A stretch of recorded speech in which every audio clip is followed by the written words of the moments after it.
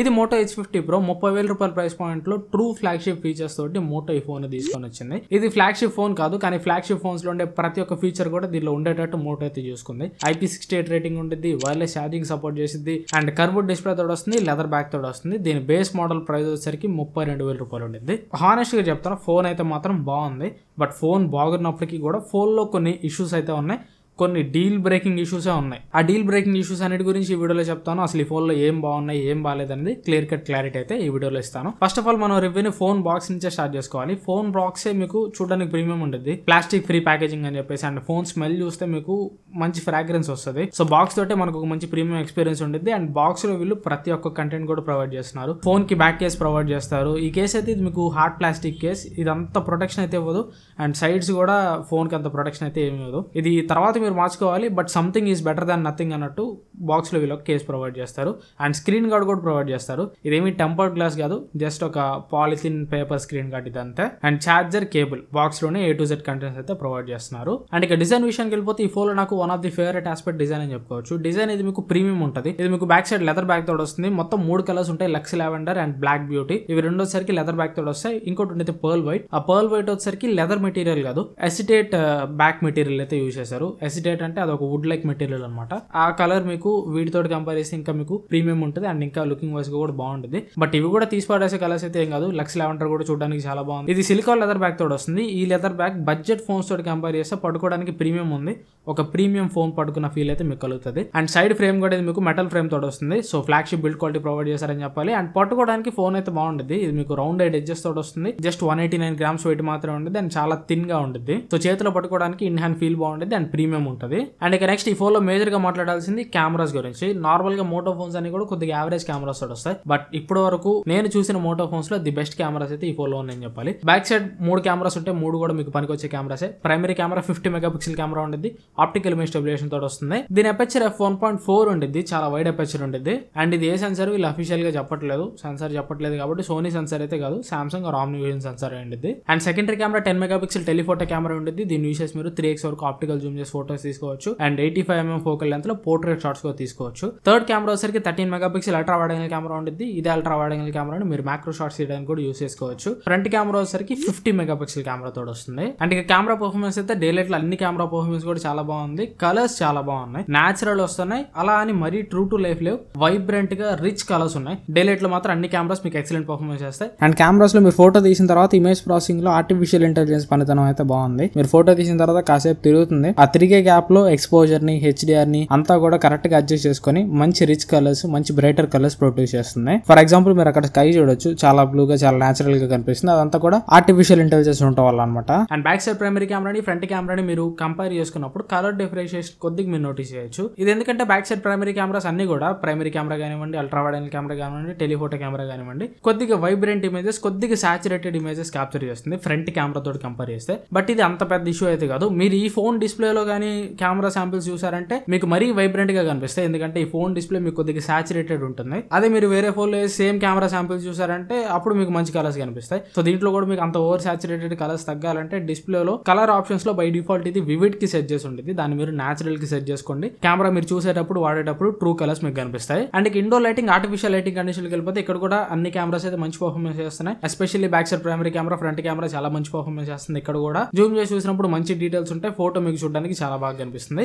Ultra wide angle camera artificial lighting condition లో కొద్దిగా soft ఉంటుంది, జూమ్ చేసి చూసినప్పుడు అంత డీటెయిల్స్ అయితే మీకు క్యాప్చర్ చేయవు. అండ్ టెలిఫోటో కెమెరా కూడా 3x లో మీరు క్యాప్చర్ చేసినప్పుడు ఫోటో అయితే మీకు చూడడానికి బాగానే ఉంటుంది, కానీ కొద్దిగా సాఫ్ట్ ఉంటుంది ఇమేజ్ అయితే. అండ్ ఎక్స్ట్రీమ్ లో లైటింగ్ సిచువేషన్కి వెళ్ళిపోతే ఫ్రంట్ కెమెరా చాలా మంచి పర్ఫార్మెన్స్ చేస్తుంది, బ్యాక్ సైడ్ ప్రైమరీ కెమెరా కూడా చాలా మంచి పర్ఫార్మెన్స్ చేస్తుంది. బ్యాక్ సైడ్ అన్ని కెమెరాస్ నుంచి ఎక్స్ట్రీమ్ లో లైటింగ్ సిచువేషన్ లో బ్రైట్ ఇమేజెస్ క్యాప్చర్ చేస్తుంది. మీరు ఫోటో తీస్తున్నప్పుడు కొద్దిగా టైం టేకింగ్ అనమాట. ఇప్పుడు ఫోటో క్లిక్ చేయగానే కాసేపు ఆ షటర్ బటన్ అనేది తిరుగుతుంది. ఈ షటర్ బటన్ దగ్గర అది తిరుగుతున్నంతసేపు కూడా మీరు ఫోన్ ని కొద్దిగా స్టేబుల్ గా ఉంచాలి. స్టేబుల్ గా ఉంచలేదంటే జిటరీ ఇమేజెస్ వస్తాయి. స్టేబుల్ గా ఉంచారంటే మాత్రం ఎక్స్ట్రీమ్ లో లైటింగ్ సిచువేషన్ లో కూడా చాలా మంచి రిజల్ట్స్ అయితే వస్తున్నాయి. ఇక్కడ కూడా front camera and back camera అయితే మాత్రం ఎక్సలెంట్ పర్ఫార్మెన్స్ చేస్తున్నాయి. But telephoto camera, ultra wide angle camera అయితే మాత్రం కొద్దిగా స్ట్రగుల్ అవుతున్నాయి. ఫోటోస్ అయితే బ్రైట్ గా వస్తున్నాయి, బట్ జూమ్ చేసి చూస్తే అంత డీటెయిల్స్ అయితే లేవు. అండ్ ఇక డెడికేటెడ్ గా టెలిఫోటో కెమెరా గురించి మాట్లాడుకోవాలంటే హ్యూమన్స్ ని కాకుండా నార్మల్ ల్యాండ్స్కేప్స్ ని ఫోటో తీసినప్పుడు డే లైట్ లో మంచి డీటెయిల్స్ క్యాప్చర్ చేస్తుంది. మీరు దూరంగా ఉన్న ఫ్లెక్సీల మీద డీటెయిల్స్, వాటి వీటి మీద డీటెయిల్స్ కూడా బాగానే క్యాప్చర్ చేసి చూసుకోవచ్చు. అండ్ లో లైటింగ్ సిచువేషన్ లో కూడా ఇక్కడ చూడొచ్చు కార్ నంబర్ ప్లేట్ డీటెయిల్స్ అయితే టెలిఫోటో కెమెరాలో కూడా ఏం మిస్ కాలేదు, మంచి డీటెయిల్స్ క్యాప్చర్ చేస్తుంది. బట్ ఇక్కడ ఒకటైతే గుర్తుపెట్టుకోండి, ఇక్కడ మీకు కెమెరా యూఐలో 1x 2x 3x అని 3 ఆప్షన్స్ ఉంటాయి. కాబట్టి ఈ మధ్యలో 2x ఏదైతే ఉందో అది టెలిఫోటో జూమ్ కాదు, అది మెయిన్ సెన్సార్ క్రాప్ ని డిజిటల్ జూమ్ చేస్తుంది. టెలిఫోటో జూమ్ చేస్తే ఓన్లీ 3x లో మాత్రమే. అందుకే మీరు 2x ఫోటోని 3x ఫోటోని కంపేర్ చేస్తే 3x ఫోటో మీకు బాగా పర్ఫార్మ్ చేస్తుంది 2x తోటి కంపేర్ చేస్తే. అండ్ ఇక పోర్ట్రేట్ షాట్స్ గురించి స్పెషల్ గా మాట్లాడాలి. దీనిలో మీరు మొత్తం 4 ఫోకల్ లెన్స్ లో పోర్ట్రేట్ షాట్స్ తీసుకోవచ్చు. 24mm, 35mm, 50mm, 85mm. వీటిలో 24mm వచ్చరికి primary camera actual focal length and 85mm వచ్చరికి telephoto camera actual focal length. ఈ మధ్యలో 35mm అండ్ 50mm ఇవి రెండు కూడా డిజిటల్ జూమ్ చేసి ప్రైమరీ కెమెరా నుంచి క్యాప్చర్ చేసే ఫోటోస్ అనమాట. మొత్తం కూడా పోర్ట్రేట్ షాట్స్ అన్ని కూడా ఏ ఫోకల్ లెంత్ లో తీసినా కానీ చాలా బాగా వస్తాయి. But especially 24mm and 85mm మీరు చూడండి, మిగతా 35mm 50mm తోటి కంపేర్ చేస్తే 85mm కానీ 24mm కానీ మంచి డీటెయిల్స్ క్యాప్చర్ చేస్తాయి. పోర్ట్రేట్ షాట్స్ అయితే మాత్రం ఎక్సలెంట్ గా వస్తున్నాయి, కొద్దిగా లైటింగ్ ఉంటే మాత్రం చాలా బాగా వస్తున్నాయి. అండ్ ఎడ్జ్ డిటెక్షన్ కూడా 95% వరకు చాలా బాగుంది. మిగతా 5% అక్కడక్కడ కొన్ని సినారియోస్ లో అక్కడక్కడ కొద్దిగా ఎడ్జ్ డిటెక్షన్ అయితే మిస్ అవుతుంది. ఇది సాఫ్ట్వేర్ అప్డేట్స్ ద్వారా ఫిక్స్ చేయొచ్చు. And macro camera ultra wide angle camera మీకు మ్యాక్రో కెమెరాలో యూజ్ అవుతుంది. మ్యాక్రో కెమెరా పర్ఫార్మెన్స్ అయితే బాగానే ఉంటుంది. లైటింగ్ ఉన్నప్పుడు ఫోటోస్ అయినా కానీ వీడియోస్ అయినా కానీ మంచి మ్యాక్రో వీడియోస్ అయితే మీరు క్యాప్చర్ చేసుకోవచ్చు. లైటింగ్ లేనప్పుడు కొద్దిగా యావరేజ్ ఉంటుంది. అండ్ ఇక వీడియో డిపార్ట్మెంట్కి వెళ్ళిపోతే ఈ ఫోన్ అన్ని కెమెరాస్ యూస్ చేసి మీరు 4K 30 FPS వరకు వీడియో రికార్డ్ చేయొచ్చు. Any lighting condition back side primary camera 4K sample అయితే మాత్రం చాలా బాగుంది. డే లైట్ లో అయితే మాత్రం సూపర్ ఉంది అసలు. అండ్ ఆర్టిఫిషియల్ లైటింగ్ కండిషన్ లోకి వెళ్ళిపోయినా కానీ కొద్దిగా మంచి ఎనఫ్ లైటింగ్ వస్తుంటే మాత్రం 4K primary camera video sample అయితే చాలా బాగుంది. ఎక్స్ట్రీమ్ లో లైటింగ్ సిచువేషన్ లో వీడియో కొద్దిగా బ్రైట్ చేసి చూపించడానికి ట్రై చేస్తుంది అండ్ కొద్దిగా నాయిస్ కూడా వస్తుంది. బట్ ఈ ప్రైస్ సెగ్మెంట్ లో మిగతా ఫోన్స్ తోటి కంపేర్ చేసుకుంటే ఎక్స్ట్రీమ్ లో లైటింగ్ సిచువేషన్ లో 4K వీడియో కూడా చాలా మంచిగా క్యాప్చర్ చేస్తుందని చెప్పాలి. అండ్ ఇక అల్ట్రా వైడ్ యాంగిల్ కెమెరా అయితే లైటింగ్ ఉన్నప్పుడు ఓకే, ఎస్పెషల్లీ డే లైట్ లో మీకు మంచి పర్ఫార్మెన్స్ చేస్తుంది. ఆర్టిఫిషియల్ లైటింగ్ కండిషన్ లో కొద్దిగా సాఫ్ట్ డీటెయిల్స్ క్యాప్చర్ చేస్తుంది. అండ్ ఎక్స్ట్రీమ్ లో లైటింగ్ సిచువేషన్ కి వెళ్తే అంతగా పనికిరాదు ultra wide angle camera video. And ఇక టెలిఫోటో కెమెరా వీడియో 3x లో మీరు రికార్డ్ చేస్తున్నప్పుడు డే లైట్ లో మీకు మంచి వీడియో అయితే క్యాప్చర్ చేస్తుంది. కలర్స్ నేచురల్ గా వస్తున్నాయి. కాకపోతే అక్కడక్కడ ఫోకస్ హంటింగ్ ఇష్యూ అయితే మీరు చూడొచ్చు. అప్పుడప్పుడు సబ్జెక్ట్ మీకు అవుట్ ఆఫ్ ఫోకస్ అయితే వెళ్ళిపోతా ఉంటుంది, బ్యాక్గ్రౌండ్ ని ఫోకస్ లో తీసుకున్నది. సో మీరు రికార్డ్ చేస్తున్నప్పుడు ట్యాప్ టు ఫోకస్ ఊరిక ట్యాప్ చేస్తూ ఉండాలి ఫోకస్ అవటం కోసం. అండ్ ఆర్టిఫిషియల్ లైటింగ్ కండిషన్ లో కూడా వీడియో అయితే చూడడానికి బాగానే ఉంటుంది, బట్ అంత డీటెయిల్స్ అయితే ఉండవు. అండ్ ఎక్స్ట్రీమ్ లో లైటింగ్ సిచువేషన్ లో యావరేజ్ పర్ఫార్మెన్స్ చేస్తుంది. అండ్ ఇక్కడ ఇంకో విషయం చెప్పాలి, ఎప్పుడైనా మీరు వీడియో రికార్డ్ చేసేటప్పుడు 2x లో మాత్రం రికార్డ్ చేయబాకండి. ఎందుకంటే ఆల్రెడీ చెప్పే కదా 2x అనేది డిజిటల్ జూమ్. ఈ 2x లో మీరు వీడియో రికార్డ్ చేస్తే ఎనీ లైటింగ్ కండిషన్ చాలా పూర్ డీటెయిల్స్ అయితే తీసుకుంటుంది. అండ్ వీడియో రికార్డింగ్ లో ఇంకొక గ్లిచ్ కూడా నేను నోటీస్ చేశాను. మీరు 4K లో వీడియో రికార్డ్ చేస్తున్నప్పుడు అన్ని లెన్సెస్ మధ్యలో స్విచ్ అవ్వచ్చు. అల్ట్రా వైడ్ యాంగిల్ కి, మెయిన్ కెమెరాకి, 3x పోర్ట్రేట్ కి అన్నిటికీ మీరు రికార్డ్ చేస్తేనే స్విచ్ అవ్వచ్చు. కానీ అలా స్విచ్ అయ్యేటప్పుడు ఆ ట్రాన్సిషన్ అనేది అంత స్మూత్ గా లేదు. జూమ్ అవుట్ ఒక దగ్గరికి స్మూత్ గానే జూమ్ అవుతుంది, బట్ జూమ్ అయిన తర్వాత అక్కడ ఫ్రేమ్ ఆఫ్ వ్యూ మారిపోతుంది. ఇది నార్మల్ గా మీరు ఏదైనా ఆబ్జెక్ట్ దగ్గరికి వచ్చి రికార్డ్ చేస్తున్నప్పుడు ఇది మీకు తెలుస్తుంది. నార్మల్ గా హ్యూమన్ సబ్జెక్ట్స్ ని దూరంగా రికార్డ్ చేస్తున్నప్పుడు అయితే తెలీదు. అండ్ ఇక ఫ్రంట్ కెమెరా డే లైట్ లో ఇండో లైటింగ్ కండిషన్ లో చాలా మంచి వీడియో క్యాప్చర్ చేస్తుంది. ఎక్స్ట్రీమ్ లో లైటింగ్ సిచువేషన్ కి వెళ్ళిపోతే ఫ్రంట్ కెమెరా కొద్దిగా స్ట్రగుల్ అవుతుంది. మరి ఎక్స్ట్రీమ్ లో లైటింగ్ సిచువేషన్ లో బ్యాక్ కెమెరా రేంజ్ పర్ఫార్మెన్స్ అయితే ఫ్రంట్ కెమెరాకి లేదని చెప్పాలి. సో ఇది ఓవరాల్ గా కెమెరా గురించి మాట్లాడుకుంటే మాత్రం very much impressed with camera అని చెప్పుకోవచ్చు. కెమెరాలో పెద్ద మేజర్ ఇష్యూస్ కూడా వెళ్ళలేవు. టెలిఫోటో కెమెరాలో ఫోకసింగ్ ఇష్యూ అవుతుంది. అండ్ కొన్నిసార్లు బయటకు తీసుకెళ్లి మీరు ఎండ్లో కెమెరా ఎక్కువసేపు యూజ్ చేస్తున్నప్పుడు మీరు 4K వీడియో రికార్డ్ చేసేటప్పుడు 4K వీడియోలో కొన్ని లాగ్స్ మీరు నోటీస్ చేయొచ్చు. అండ్ కెమెరా లెన్సెస్ మధ్యలో స్విచ్ అవుతున్నప్పుడు కూడా ఫోన్ టెంపరేచర్ ఎక్కువ ఉన్నప్పుడు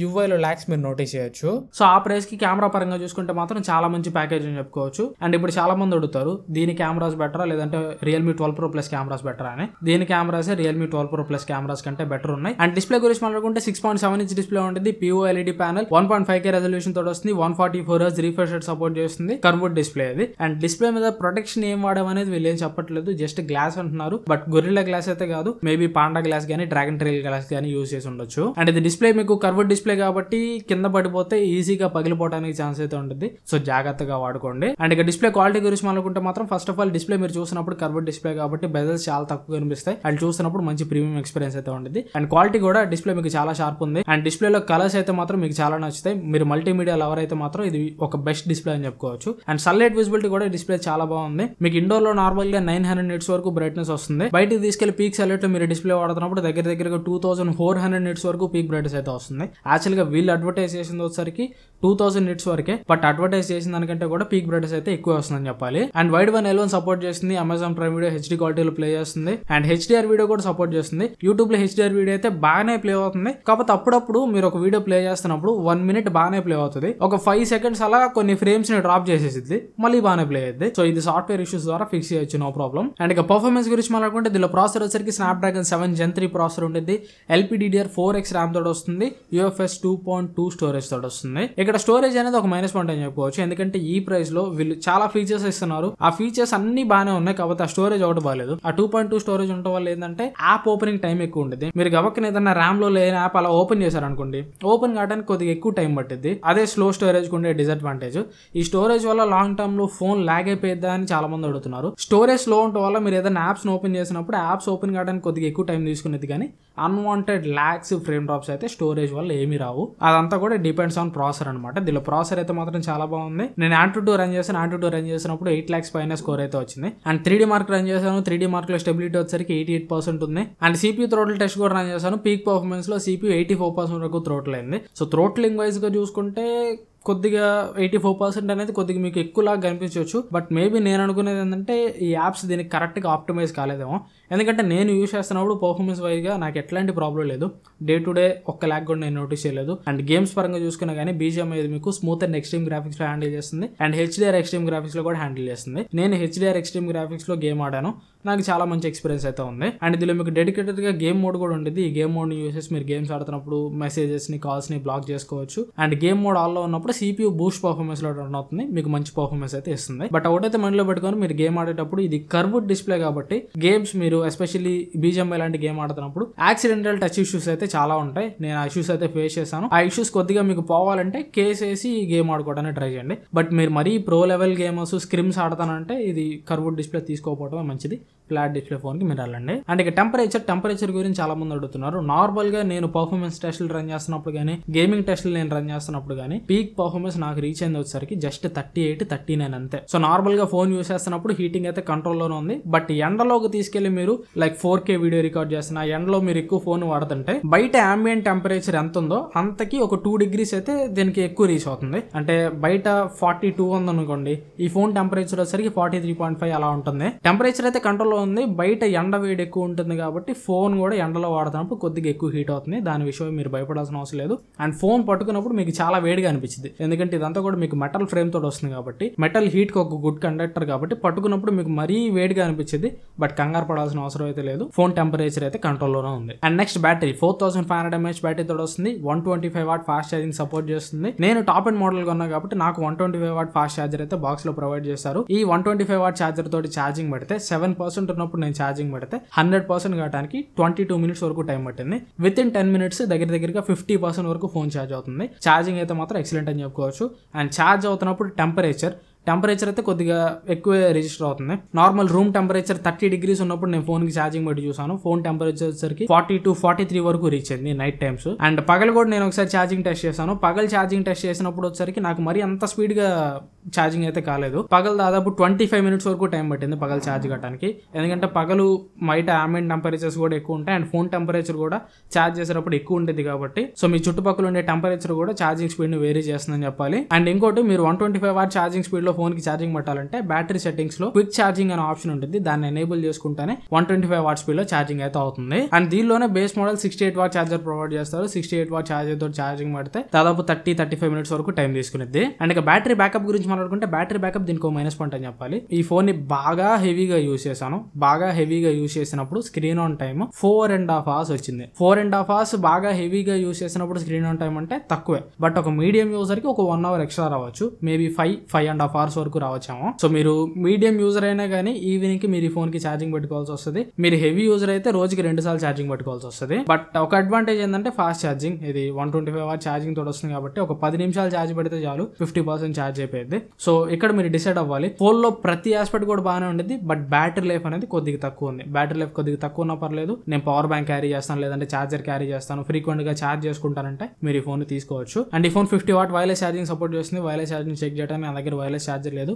and 10 what reverse wireless charging support చేస్తుంది. బ్యాటరీ సెట్టింగ్స్ లో పవర్ షేరింగ్ అనే ఆప్షన్ ఉంటుంది. దాన్ని ఎనేబుల్ చేసుకుంటే మీ దగ్గర ఏదైనా వైర్లెస్ ఛార్జింగ్ సపోర్ట్ చేసే డివైస్ ఉంటే ఈ ఫోన్ దాన్ని 10 వాట్ లో రివర్స్ వైర్లెస్ ఛార్జింగ్ అయితే చేయగలదు. అండ్ ఇక సాఫ్ట్వేర్ యూఐ గురించి మాట్లాడుకుంటే అవుట్ ఆఫ్ ద బాక్స్ ఇది మీకు Android 14 తోటి వస్తుంది. 2 years Android అప్డేట్స్ ప్రొవైడ్ చేస్తారు. 15, 16 వరకు అప్డేట్స్ వస్తాయి. And 3 years security updates provide చేస్తారు. మోటో అప్డేట్స్ ట్రాక్ రికార్డ్ అయితే అంత గొప్పగా లేదు. వీళ్ళు ఆన్ టైమ్ అప్డేట్స్ ప్రొవైడ్ చేయరు. కాకపోతే ఎండ్ ఆఫ్ ది డే 16 వరకు ఆండ్రాయిడ్ అప్డేట్స్ అయితే వస్తాయి. అండ్ ఇక యూఐ వచ్చేసరికి ఇది మీకు హలో యూఐ తోటి వస్తుంది. అంటే ఇది స్టాక్ ఆండ్రాయిడ్ అనమాట. దీనిలో ఎక్స్ట్రా ఫీచర్స్ అయితే ఏమి ఉండవు. లైక్ డ్యూయల్ యాప్స్ కానీ, యాప్ లాక్ కానీ, హైడ్ యాప్స్ కానీ ఇట్లా ఎక్స్ట్రా ఫీచర్స్ అయితే ఉండవు. కొన్ని ఎక్స్ట్రా ఫీచర్స్ ఏముంటాయి అంటే మోటో గెక్చర్స్ ఉంటాయి. ఇట్లా అంటే ఫ్లాష్ ఓపెన్ అవుతుంది అండ్ ఇలా ట్విస్ట్ చేస్తే కెమెరా ఓపెన్ అవుతుంది. అండ్ దాంతోపాటు ఫ్యామిలీ స్పేస్ అని ఇంకొక ఆప్షన్ ఉంటుంది. ఈ ఫ్యామిలీ స్పేస్ లో మీరు ఒక సపరేట్ స్పేస్ ఒకటి క్రియేట్ చేసుకొని ఆ స్పేస్ లో కొన్ని అప్లికేషన్స్ వరకే మీరు యాక్సెస్ ఇచ్చి ఎవరికైనా ఫోన్ ఇచ్చేటప్పుడు మీరు సెలెక్టెడ్ అప్లికేషన్స్ వరకే వాళ్ళకి యాక్సెస్ ఇవ్వచ్చు. అండ్ దీనికి మీరు టైం లిమిట్ కూడా పెట్టుకోవచ్చు. సో ఇలాంటి కొన్ని ఫీచర్స్ ఉంటాయి కానీ ఎక్స్ట్రా ఫీచర్స్ అయితే ఉండవు. కొంతమందికి అయితే ఈ మోటో యూఐ అసలు నచ్చదు. కొంతమందికి అయితే పిచ్చి పిచ్చికి నచ్చేసింది. నచ్చడానికి కారణం వచ్చరికి bloatware, zero bloatware. Third party apps అయితే 0 ఉంటాయి. సో మీ ఇష్టం. మీకు స్టాక్ ఆండ్రాయిడ్ ఓకే అనుకుంటే ఇది మీకు ప్లస్ పాయింట్ అవుతుంది. లేదు ఎక్స్ట్రా ఫీచర్స్ కావాలనుకుంటే ఇది ఒక మైనస్ పాయింట్ అవుతుంది మీకు. అండ్ కాల్ క్వాలిటీ సిగ్నలైజేషన్ అయితే బాగుంది. 4G ప్లస్ సిగ్నల్స్ అయితే వస్తున్నాయి. క్యారియర్ అగ్రిగేషన్ ఉంది. అండ్ 5G సిగ్నల్స్ కూడా వస్తున్నాయి. అండ్ కాల్స్ మాట్లాడేటప్పుడు కాల్ క్వాలిటీ కూడా బాగానే ఉంది. అండ్ మీరు కాల్ మాట్లాడేటప్పుడు ఒకవేళ కాల్ రికార్డ్ చేయాలనుకుంటే అవతల వాళ్ళకి కాల్ రికార్డ్ చేసినట్టు వినిపిస్తుంది. అండ్ ఇక అదర్ ఫీచర్స్ గురించి మాట్లాడుకుంటే సెక్యూరిటీ పర్పస్ దీనిలో మీకు in display finger print scanner ఉంటుంది. In display finger print scanner అయితే యాక్యురేట్ ఉంది, నో ప్రాబ్లమ్ అట్ ఆల్. కాకపోతే మరీ అంత ఫాస్ట్ లేదు. ఒక 1 సెకండ్ వరకు టైం తీసుకుంటుంది. ఫింగర్ పెట్టగానే సూపర్ స్పీడ్ గా అన్లాక్ కావట్లేదు కానీ ఎక్కడ కూడా ఫెయిల్ కావట్లేదు. అండ్ ఫేస్ అన్లాక్ కూడా ఉంటుంది. ఫేస్ అన్లాక్ మీకు కళ్ళు మూసుకుంటే అన్లాక్ కాదు. బట్ ఫేస్ అన్లాక్ ఒక్కోసారి మీరు స్ట్రైట్ గా కెమెరా వైపు చూడకపోతున్నా కానీ అన్లాక్ అయిపోతుంది. ఇప్పుడు నేను ఈ కెమెరా వైపు చూడట్లేదు అయినా కానీ అన్లాక్ అయిపోయింది చూడొచ్చు. So face unlock security purpose ఎప్పుడు కూడా వాడబాకండి. ఫింగర్ ప్రింట్ సెన్సార్ వాడుకోండి. అండ్ ఇక అదర్ ఫీచర్స్ గురించి మాట్లాడుకుంటే దీనిలో మీకు స్టీరియో స్పీకర్స్ కూడా వస్తుంది. అండ్ డాల్బీ అట్మాస్ సపోర్ట్ చేస్తుంది. స్టీరియో స్పీకర్స్ క్వాలిటీ అయితే బాగుంది. మీరు వాల్యూమ్ ఎక్కువ పెట్టుకున్నప్పుడు మంచి సౌండ్ అయితే వస్తుంది. మల్టీమీడియా ఎక్స్పీరియన్స్ అయితే మాత్రం సూపర్ ఉండిద్ది.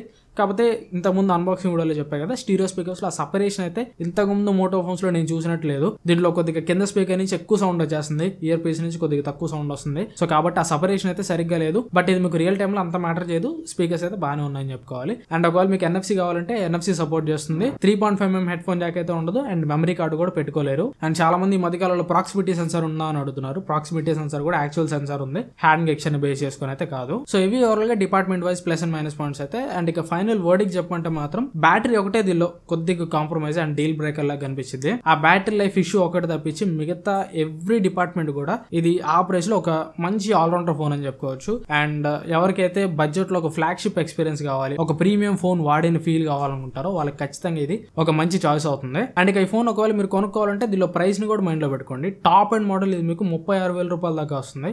36,000 రూపాయలు అయితే పెట్టాల్సిన పని లేదు.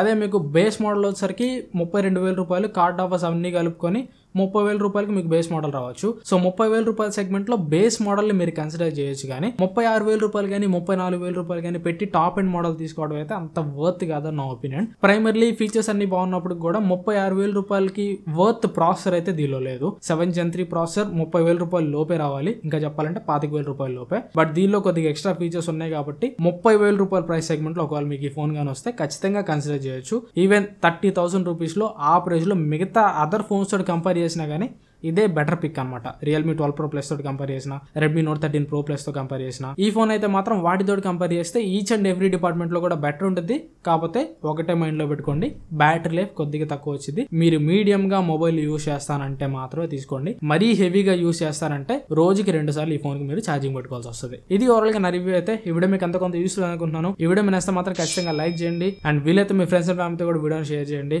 అండ్ ఈ ఫోన్ అయితే నాకు ఎవరు రివ్యూ అనేది పంపలేదు. నేనే నా కష్టార్జితంతో నా సొంత డబ్బులు పెట్టి కొనుక్కొని రివ్యూ అయితే చేస్తున్నాను. సో ఇట్లాంటి మరెన్నో జెన్యూన్ రివ్యూస్ ని మీరు సపోర్ట్ చేయాలి. ఇట్లాంటి మరెన్నో రివ్యూస్ మీకు కావాలనుకుంటే ఛానల్ ని సబ్స్క్రైబ్ చేసుకొని సపోర్ట్ చేయడానికి ట్రై చేయండి. బెల్ ఐకాన్ కూడా ఆల్ నోటిఫికేషన్స్ లో పెట్టుకొని ఛానల్ వచ్చే ప్రతి వీడియో కూడా ఫాలో అవడానికి ట్రై చేయండి, సపోర్ట్ చేయడానికి ట్రై చేయండి. సబ్స్క్రైబర్ బేస్ పెరిగే కొద్ది కంటెంట్ ని వేరే లెవెల్లోకి తీసుకెళ్తాను. So hope you will support. Thanks for watching. మన నెక్స్ట్ వీడియోలో కలుస్తాను. Bye bye.